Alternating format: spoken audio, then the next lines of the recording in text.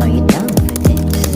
If you're in the mood, we can take it to the moon. Just like a movie scene, table for two. No need to be fed, I want you instead. Selanjutnya modul materi yang akan dipresentasikan oleh Lilis Aryani. Kepada Lilis Aryani dipersilakan. Terima kasih kepada moderator telah mempersilahkan saya. Saya buka. Assalamualaikum warahmatullahi wabarakatuh. Waalaikumsalam warahmatullahi wabarakatuh. Saya akan memperkenalkan nama saya Lilis Aryani.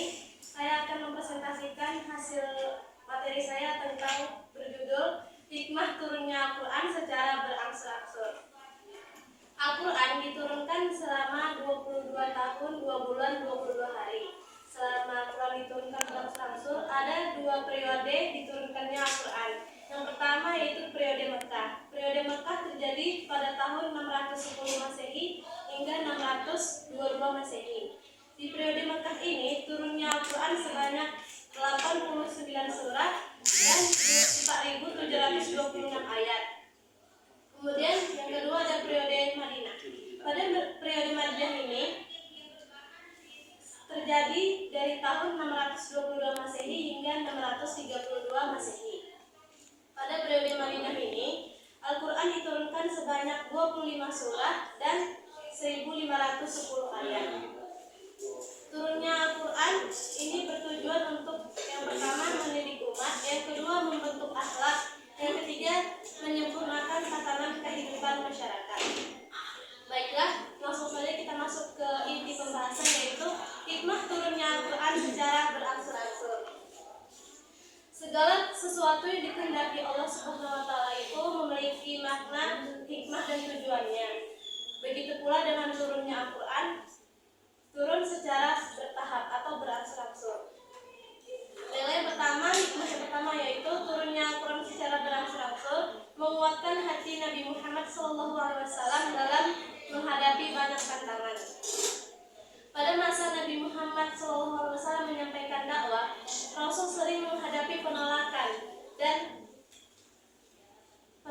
tantangan dari orang-orang kafir dalam menyampaikan ajaran Islam. Jadi turunnya wahyu sedikit demi sedikit itu bertujuan untuk menguatkan hati Nabi dan juga sebagai hiburan dari Allah ketika beliau dalam menghadapi kesulitan, kesusahan dalam menyampaikan ajaran Islam.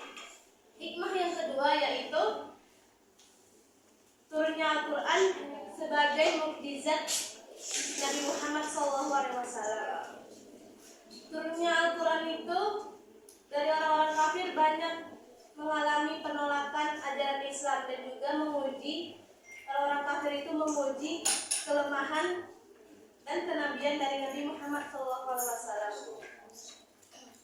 Jadi ketika Nabi menyampaikan dakwah itu sering mengalami pertanyaan atau pernyataan dari orang-orang kafir. Misalnya, ketika orang-orang kafir selalu mempertanyakan kapan terjadinya kiamat, maka turunnya wahyu yang menjelaskan bahwa terjadinya kiamat itu hanya milik Allah semata. Maksudnya adalah terjadinya kiamat itu hanya Allah yang tahu.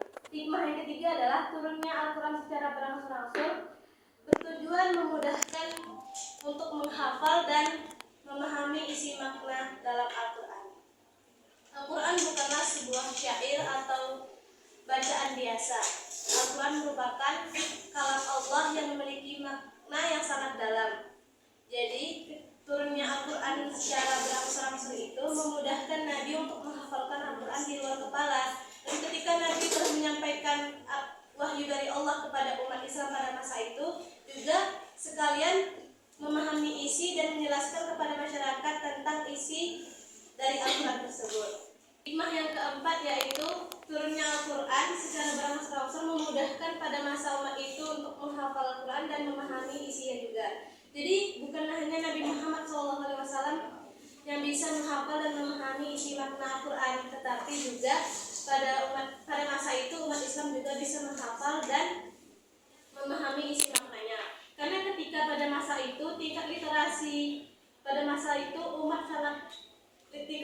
pada waktu itu sangat rendah. Jadi mereka menggunakan kekuatan akal dalam menghafal.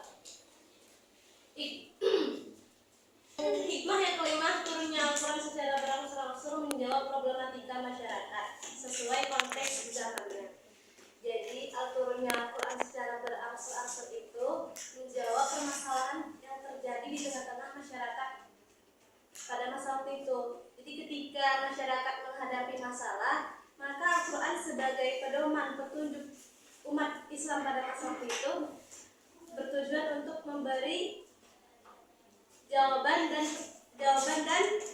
dapat menyelesaikan masalah yang terjadi. Baiklah, selanjutnya hikmah yang ke-6, memberi kesempatan sebaik-baiknya pada umat Islam untuk meninggalkan kegiatan jahiliyah atau yang negatif. Jadi pada masa itu turunnya Al-Quran dapat memberikan kesempatan pada umat Islam untuk hijrah ke lebih yang baik lagi sesuai ajaran Islam. Yang ketujuh, mengetahui nasib dan mansukh pada perubahan peraturan atau penetapan hukum. Jadi turunnya Al-Quran itu juga bisa memungkinkan terjadinya proses penetapan hukum yang terjadi. Turunnya Al-Quran sedikit demi sedikit memberikan proses terjadinya penetapan hukum.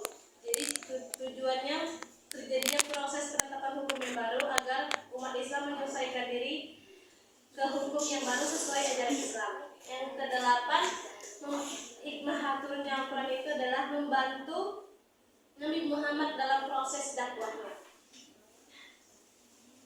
Jadi ketika Nabi menyampaikan dakwah kepada umat Islam, itu kan terbagi menjadi dua periode. Yang pertama periode Mekah.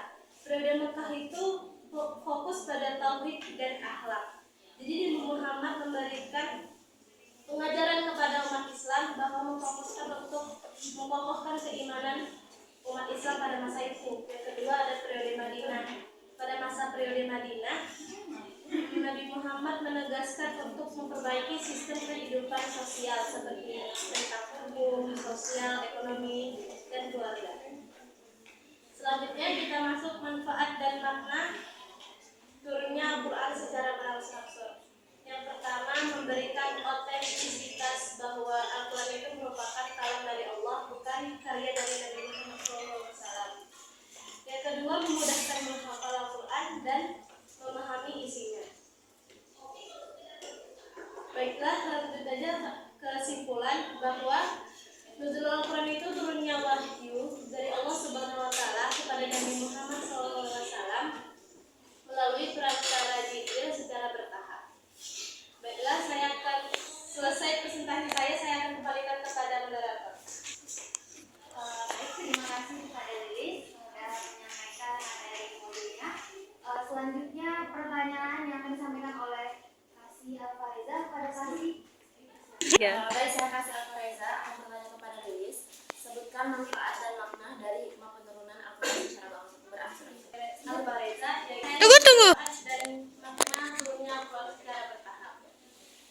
Manfaat yang pertama mempermudah hafalan dan pengamalan bagi umat. Yang kedua, menunjukkan Al-Quran itu responsif terhadap perkembangan sosial dan budaya. Yang ketiga, menunjukkan otentisitas Al-Quran bahwa Al-Quran itu turun dari wahyu Allah, bukan karya dari Nabi Muhammad SAW. Terima kasih kepada Kasih. Selanjutnya pertanyaan Selanjutnya pertanyaan yang akan disampaikan oleh Jana. Pada Jana, silakan.